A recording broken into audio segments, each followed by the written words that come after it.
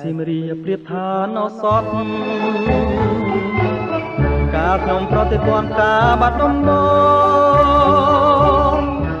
ខេត្តសៀមរាបជាខេត្តដែលពោពេញទៅដោយប្រពៃណីវប្បធម៌អរិយធម៌ជាទីប្រជុំទៅដោយប្រាសាទជាច្រើនតែដូនតាខ្មែរបន្សល់ទុកជាកេរដំណែលដល់កូនចៅជំនាន់ក្រោយនិងជាទឹកតាងបង្ហាញពីភាពអស្ចារ្យនៃអាណាចក្រខ្មែរនិងពូជសាសន៍ដែលមានអរិយធម៌ដ៏ខ្ពង់ខ្ពស់សូម្បីតែផ្ទះសម្បែងស្នាក់នៅរបស់ពលរដ្ឋខ្មែរនាសម័យដើមក៏បានបង្ហាញពីឧត្តមភាពអត្តសញ្ញាណដ៏ថ្លៃថ្លាផងដែរបើយើងធ្វើដំណើរទៅខេត្តសៀមរាបតាមផ្លូវជាតិលេខ 6A ខាងលិចក្រុងចម្ងាយ4 គីឡូម៉ែត្រពីព្រះរាជដំណាក់ក្រុងសៀមរាបលោកអ្នកនឹងបានឃើញទីតាំងមួយកន្លែងដូចជាភូមិមួយដែលពលរដ្ឋខ្មែររស់នៅសម័យបុរាណសុទ្ធតែផ្ទះឈើខ្មែរដែលរៀបចេញជាភូមិនិងហ៊ុំព័ទ្ធទៅដោយដើមឈើបៃតងអមជាមួយប្រឡាយទឹកមើលទៅហាក់មានអារម្មណ៍ថាខ្លួនបានឆ្លងពេលវេលាទៅសម័យបុរាណនោះគឺភូមិចាវីដែលបានសាងសង់ផ្ទះដំបូលខ្មែរចំនួន13ផ្ទះនៅលើផ្ទៃដីទំហំ 12,000 ម៉ែត្រការ៉េ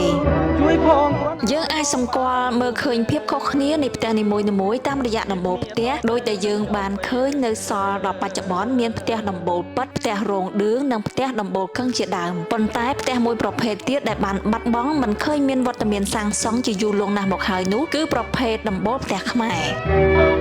សម្រាប់ផ្ទះដំបូលផ្ទះខ្មែរមានតាំងពីក្នុងរជ្ជកាលព្រះបាទគុមេរុរាជឬហៅថាព្រះថោងមកម្លេះជាប្រភេទផ្ទះខ្មែរដែលមានសសរ2ជួរនិងមាន3ល្វែងតាំងពីបុរាណកាលមកពលរដ្ឋខ្មែរនិយមសាងសង់ផ្ទះធ្វើអំពីឈើខ្ពស់ផុតពីដីផ្ទៃខាងក្រោមគេទុកប្រើប្រាស់សម្រាប់កិច្ចការប្រកបរបរនៅពេលថ្ងៃនិងសម្រាកនៅខាងលើផ្ទះនៅពេលយប់ក្រោមផ្ទះអាចមានកីតម្បាញសម្រាប់ត្បាញក្រមាត្បាញសូត្រកន្ទេលចិញ្ចឹមជ្រូកគោមាន់ទាទុកដាក់រទេះនិងកលត្បាល់កិនស្រូវត្បាល់បុកស្រូវជាដើមឡា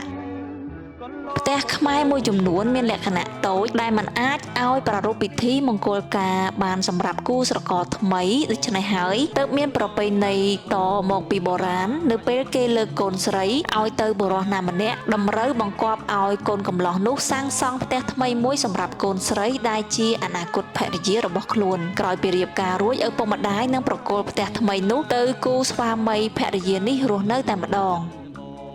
លក្ខណៈពិសេសនៃស្ថាបត្យកម្មក្នុងភូមិចាវីគឺគ្រប់អគារទាំងអស់ត្រូវបានប្រើប្រាស់ដំបូលជាប្រភេទដំបូលផ្ទះខ្មែរដែលជាដំបូលមួយដែលខ្ពស់ហើយចោតចាស់បុរាណគាត់ធ្វើដំបូលបែបនេះឡើងដើម្បីឲ្យសោភ័ណភាពផ្នែកខាងមុខមើលទៅមានលក្ខណៈដូចជាកំពូលនៃប្រាសាទផ្ទះឈើនៃភូមិចាវីត្រូវបានសាងសង់ឡើងដោយមានសសរធ្នឹមរនូតរនងរនៀបក្តារក្រាលជើងគោកតោងផ្លានបង្កង់ដៃរណែងហោជាងនិងក្បាច់ពេជ្រដងក្តាររងស្បូវទ្វារបងអួចសុទ្ធតែធ្វើអំពីឈើនិងព្រំចំពោះដំបូលប្រក់ក្បឿងត្របកឈូកធ្វើអំពីដីដុត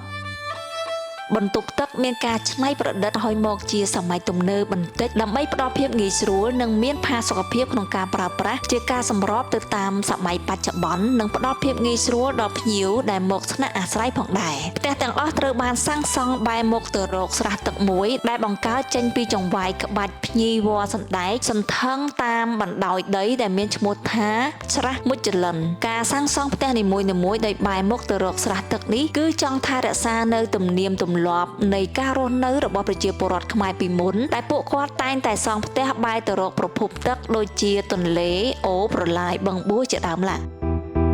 ភូមិចាវីមានអគារសរុបទាំងអស់18អគារទៅតាមមុខងារនិងតម្រូវការប្រើប្រាស់របស់ភូមិហើយគ្រប់អគារនីមួយៗមានឈ្មោះដកស្រង់ចេញពីរឿងរាមកេរ្តិ៍របស់ខ្មែរដែលជាឈ្មោះរបស់សេនាស្វាទាំង18ការដែលយករឿងរាមកេរ្តិ៍មកធ្វើជាមូលដ្ឋានក្នុងការដាក់ឈ្មោះនិងតុបតែងលម្អផ្សេងៗសម្រាប់ភូមិនេះក្នុងគោលបំណងចង់ឲ្យភ្ញៀវក៏ដូចជាប្រជាពលរដ្ឋទូទៅដែលបានមកលេងនៅក្នុងភូមិបានស្គាល់និងរំលឹកឡើងវិញអំពីអក្សរសិល្ប៍ដ៏ល្បីល្បាញរបស់ខ្មែរដែលមានតាំងពីយូរលង់ណាស់មកហើយ